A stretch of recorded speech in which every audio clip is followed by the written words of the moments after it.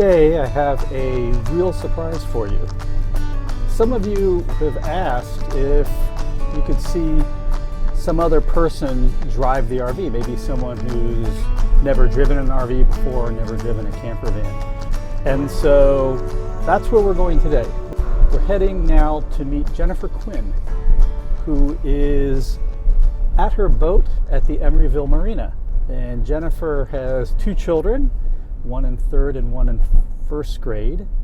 And Jennifer likes to camp, and she's very outdoorsy, and she has a secret hobby.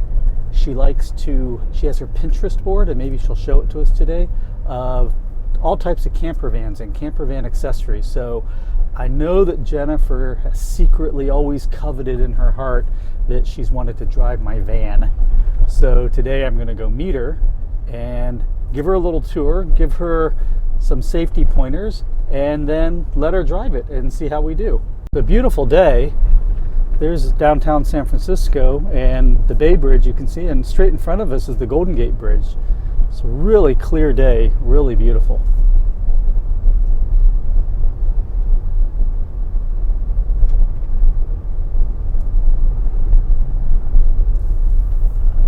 Now we're shooting this video, I've also heard from you all, we're shooting it in both 360 degree as well as normal video. So that way everyone can have fun and everyone can see the video. A lot of people loved, the people who could watch it loved the 360 degree video. But many people couldn't view it either because their internet connection was too slow, or maybe their computer just wasn't fast enough. And so they asked if I could please continue doing my regular videos, and I'm certainly going to do that. So I'll do regular videos. This video will be done in regular format because this is a Tuesday release, and I'll probably release some of the B-roll stuff in 360 so that you can see some of the cool aerial shots and stuff like that. So here we are at the Emeryville Marina, and let's go meet Jennifer Quinn. Knock, knock, Jen. Hey, how are you? I'm good. How are you doing? Good to see you. Nice to see you. Oops, I don't want us to fall in. Yeah, well, come aboard. Thank you. Permission to come aboard. Thank you, Captain. Is it a shoes off boat? It is, Okay. just because, there's all sorts of gross stuff around. No problem. docks. There's also a lot of dust out here, you don't realize, and a lot of bird droppings. Well, thank you for having me. Sure. Well, welcome to my humble floating abode. Great. I'm just looking inside, and I would love to be able, is it okay? I'd love the viewers to come in with me because Sure. It looks a lot like an RV inside of here. It is very much like an RV. It's a little humble right now. It's not nearly as fancy as some, but it's been my little urban getaway. Cool. Well, let's head inside. Okay. Great. So come on down. Thank you. Pop the top open here because it's so beautiful and sunny today. Sunroof. It is. It's kind of chilly right now, but when it is beautiful. When it's warm, this is really nice. So you got your galley over here. My galley, it's sort of a work in progress. It's a bit of a fixer, and I haven't actually cooked in here for a long time. Is this a stove? It is a stove. Sink. And the sink, again, I haven't used the galley at all, but some of them come with like a little oven down here. And now with the new induction cookers, it makes it even safer. You could even pull this out and put a new one in, right? Yes, yeah, for sure. Right, it's all, and then this is great. You've got like a full dining room / work table / This has ended up being my desk, but originally I had this whole table set down. You can see down here, and this sleeps 2 people. Technically, you could fit somebody sleeping in there, so it's considered 1, 2, 3, 4, 5 people could kind of sleep in here, especially if they're small. But yeah, it's beautiful when you set it up here and you can look out the top here and up at the stars. I'm just thinking out on the bay with a glass of Chablis. Yes, it is definitely stars above a Chablis kind of boat. Although it depends also on the weather out there because it's often really windy and so it kind of rocks a bit too much. But if you get sort of in the lee of Angel Island, beautiful. Now sometimes, Jen, you actually sleep on the boat here, right? I mean, you have Oh, a house yeah. in Berkeley, but you like it out here. Sometimes if it's Oh my God, I really love hot. it. It's so nice. We had that crazy period of 100-degree weather in Berkeley, which never happens, but I was sitting down here comfortably at like 82 degrees. There's no insulation on the bottom of the boat, nor is there on the top of the boat. And so it's just you and fiberglass and then like 60 some degrees of water. You've got everything you need because the audience can't see from here, but behind this wall is Is the head, which I don't use right now because you have to deal with getting rid of the stuff. And I just use, there's a full bathroom up on land over there. Here is the head. Pardon the mess. This is definitely a work in progress, and this is my dad's junker boat that I almost tried to give away, but I'm using it for now instead. And up here is the V berth, named for the V. It's up in the bow of the boat. That's the front of the boat up there. It sleeps me comfortably because I'm 5'2". I don't know if it would sleep you so comfortably. I did fit in with my little 6-year-old son, but him and my 9-year-old daughter and me together did not fit comfortably up there. I put in doggie beds. This is a good tip, folks, for all of us that have RV beds. Listen to Jen. Found them at Marshall's for $20. They're memory foam and they fit just right in there. And the covers come off so you can wash them, and it helps keep things much warmer too because it does get chilly in here. This is my escape hatch. Allows, really it's important to have the cross flow of air. There's a lot of condensation on a boat because it's cooler out here, warmer out there, and vice versa. And when there's any moisture in the boat, you just get everything fogged up. And I'll wake up in the morning and the whole top of the V berth will just be wet. Whoa. And so you have to have cross-air coming through to dry things out. Well, Jen, thank you so much for giving us a tour of your RV on water. You're very welcome. It's really cool, and I can't wait for you to take me out on it one day. Someday when I get the engine working. So, like I said, work in progress. It's just like an RV. Speaking of which, it's time for us now to head up to my RV, and we're going to give you a little lesson about driving that and get your impressions about it. Awesome. You ready to go? I'm totally excited. Okay, let's go. Okay. Wow. Well, welcome, Jen. Thank you. I have to say this is a real treat for me because I never get to sit in this seat. So it's a lot of fun. Well, this is a treat for me. It's swanky compared to my 1970-something floating mobile. Well, mine can't go on the water. At least I haven't tried. Well, I have never driven anything as big as this. But actually, once I'm sitting in the driver's seat, it doesn't look too bad. Pretty much like a regular car, although there's no console to put my drink into. Oh no, there is a console. Of course there is. You need to have your lattes. And it is tall, so it's top heavier than anything I've driven. So imagine going around sharper turns, you need to be careful of that.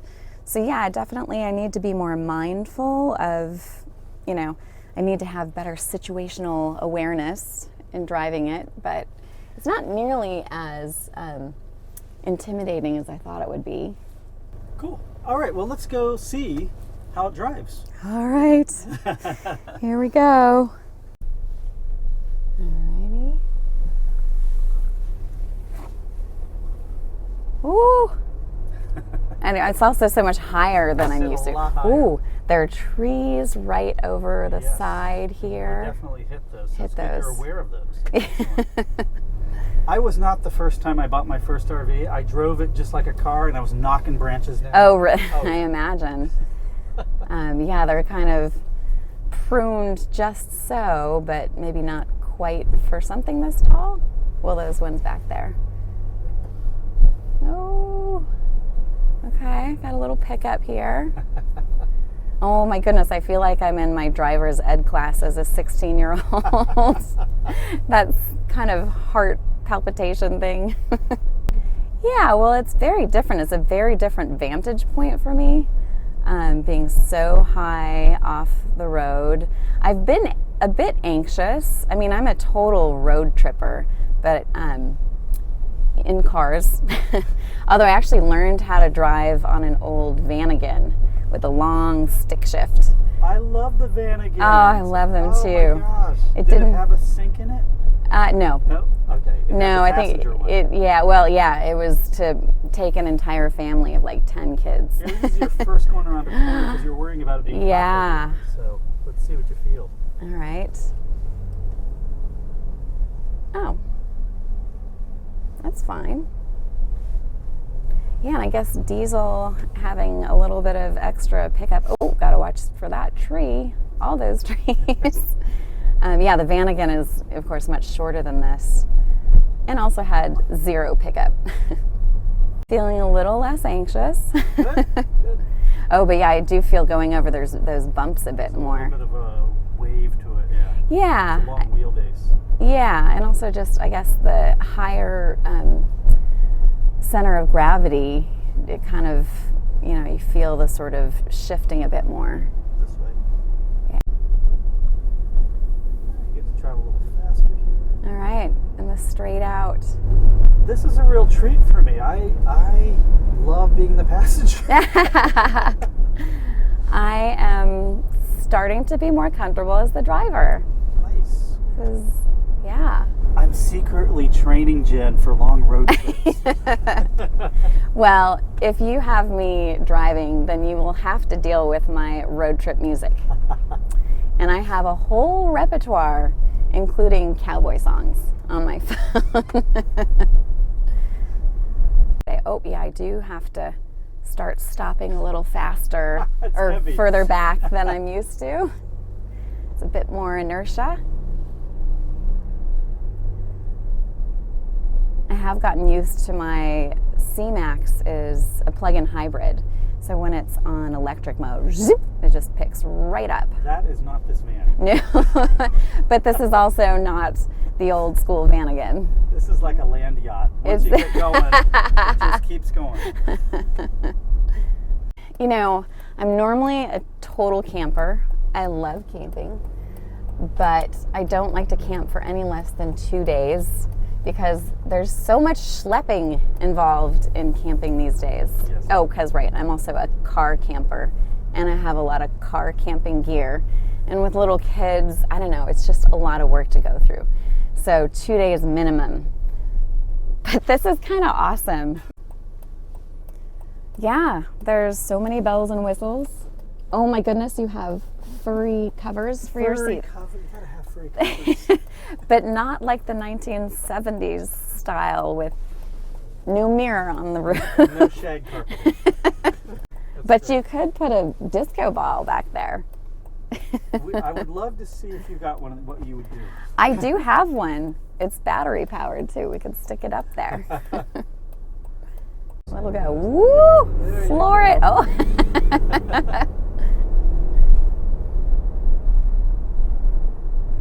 Yeah, and there's like this fence right next to me. I definitely need to get used to the width. I mean, not that it's a little wider. It's definitely wide. I'm just used to smaller cars. Especially living in the Bay Area, you don't want a really big, wide car. Do you remember back, I don't know, in the 80s and certainly before this, there used to be a junkyard sculpture thing over here? Yes. Yeah, well, they cleaned that all up in the 90s as part of the restoration of the bay and all the wetlands here. And what they did let stay here was Snoopy and the Red Baron. So there's the Red Baron. Oh, you're right, out there on the water. Yeah. On the driver's side. And Snoopy's coming up here. There's Snoopy. There's Snoopy out the window. Go get the Red Baron. 3 lanes getting on. Traffic here is crazy. And if you try to get from here to the airport, you have to cross through all of these. Oh my gosh. We're kind of in slow motion right now, so it's. Oh, I'm used to looking through my. I don't like using. I need to get used to mirrors. Yeah, I'm old school. I got to look over my shoulder. You did well. And it doesn't work in this thing. I can't look to my left. All right, that was really exciting going on the freeway. So Jen, we're going to head into the Tokyo Fish Market. That's a nice vehicle. It is. Thank you. It's so nice. Oh, Tokyo Fish Market, and get ourselves some lunch, huh? an old Berkeley institution here. Actually, this is the new part of the old Berkeley institution.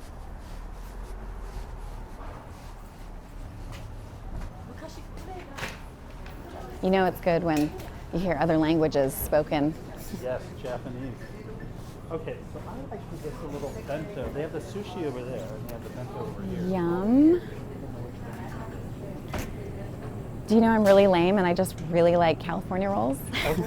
Especially when they're not man-easy. And the seaweed salad.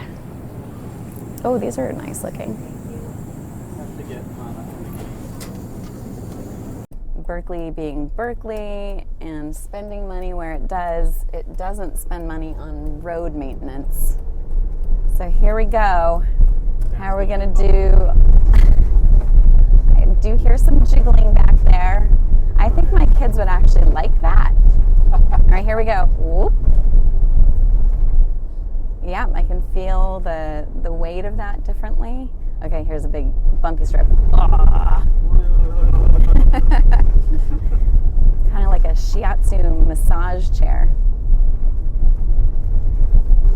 All right, should we go north or south? South, I think, yeah. You've just picked up on this, Jen. Well, it's not hard so far. I would be a little anxious actually parallel parking and some of that merging. But as you said, you're kind of the biggest fish in the sea other than the actual Mack trucks. Yep. So I guess that just makes you more visible. Hard to miss us.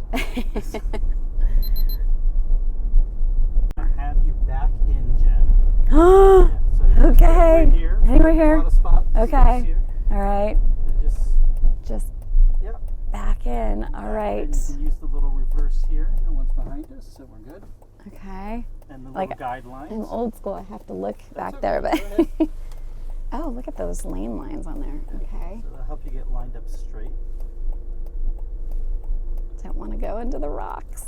Okay, well, I don't even see lane lines There you here, go. but So now you just go straight. It looks like you're pretty good. okay. Don't want to be too far forward either. Okay, so you're good. Okay, just so people can get past Look at us. that. You pulled in a single shot. Okay, So we're going to have lunch now. awesome.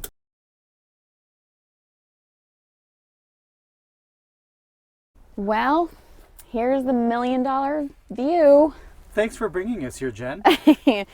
You're welcome. I called ahead and got the weather sorted out for us. It is just the most beautiful place. I mean, not in the world, but it's definitely Pretty good. pretty high up there. It's pretty good. It's hard to be sad down here. Yes. Well, bon appetit. We have our little Japanese lunches. Fabulous. So Jen's going to talk to us about her experience. We kind of spent the afternoon together. You were a little apprehensive. A little bit. Calmed down pretty quickly. The U-turn and the parking gave me a little angst, but actually now it was fine. I definitely felt the bumps, but I think most roads are not as bumpy as Berkeley roads are. I would be anxious, as I said, about merging into the crazy freeway parking here, freeway interchanges here. But yes, being very visible seems to help. And I have noticed how everyone looks at this vehicle and wants to stop and talk to you about this vehicle. It is definitely noticeable in a positive way. So yeah, oh my gosh. Would you ever consider like renting one? Or? Oh yes. Yeah. But if you have a friend who has one, who also likes to road trip, who has a daughter who likes your daughter. Sounds like a recipe for fun. Absolutely. Of course, like I said, you might have to listen to some cowboy songs. Home, home on the range. And we know a few verses to that too. Cool. All right, now we can eat in peace. Well, I just dropped Jennifer back off at her boat, and I want to thank her for spending the time with us today and giving us her impressions of what it was like to drive, in her own words, a much larger vehicle like this. Now, she's used to driving her little CMAX electric hybrid, so I think it was a good experience for us to see how she would react and how quickly she could get used to driving something like this. And you know what? She did really well. She was driving this all around town, whipping it around corners, doing U-turns, parallel parking, backing into spaces. Her first try, no problem. So I think that's a testament not only to Jennifer's skills as a driver, but also to having this short Sprinter and making it feel a lot more car-like when you drive it. Well, if you enjoyed this episode and you enjoyed Jennifer's performance, please give us a thumbs up and leave your comments in the comment section below. Next week, I'm going to be doing a viewer question and answer session. So get your comments, get your questions down below, and I'll choose the 5 best ones. And as always, if you haven't subscribed yet, please consider subscribing. Just hit that little subscribe button over there. My goal for this month is to hit 3,000 subscribers. So can you help me get there? I hope so. We'll see you again next week with an all-new episode. Take care. Bye-bye.